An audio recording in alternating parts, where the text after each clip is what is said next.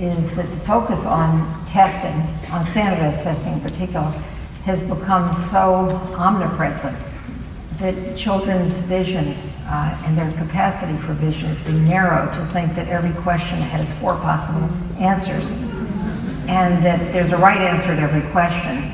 And we know as adults that most questions don't have a right answer. They have different possibilities, and that what we want our young people to do is not to find the right answer, but to ask the right question. And even to question the question, is this the right question? And very often when you have very wise children, they choose the wrong answer because their answer is better than the one that the test maker wanted. So we have this very deceptive and I think ultimately harmful regime that's been imposed over the past 20 years. As I said, when I went to school, we didn't take standardized tests, and our teachers knew what they taught, so they tested us on what we had been taught. Now, and it used to be that teaching to the test was considered unprofessional and unethical, and now people are given materials to teach to the test, which is still unprofessional and unethical. So I would say that what you must do as art teachers is to be true to your craft, be true to your own passion, and to have in your heart the ethic of what it means to teach, and to teach with love and with humanity. And then move beyond that to recognize that you are swimming in a very, very large pond, and to, forgive the expression, the pond is being drained. And this pond of fresh water will soon be filled with coal waste, poisoning those of you who swim in the pond, poisoning your students. And we're living in an unprecedented time in our history, and I say this, we're both, older than everybody in the audience, so I can say this with some assurance. This is an unprecedented time where the federal government is actually opposed to education. The federal government is opposed to art.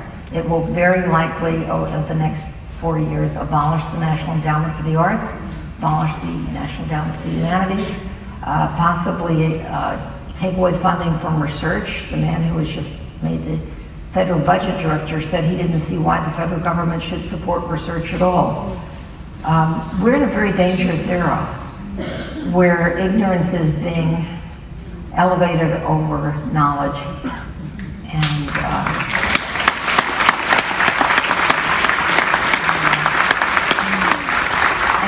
so what you can't do is to just be depressed, although it's easy to be depressed.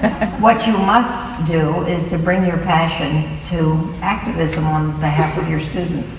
To become active I'm involved in an organization called the Network for Public Education. We went over the past 3 months from a membership of 22,000 to over 350,000. We have people in every state. We connect them with the organizations in their own state so that they can become active on behalf of education, on behalf of funding for education and respect for teachers. And there is also out there there's a website called The Indivisibles. And The Indivisibles is a website that has a guide about how to become active, how to make your voice heard, show up at when your congressman has a town hall, speak out for your students, speak out for your school, speak out for art, speak out for music, speak out for all the things you care about. But you've got to be active. You can't just. There was always the saying in education that the teacher can close his or her classroom door and nobody knows what they're doing. They can just be left alone to teach. It's not like that anymore.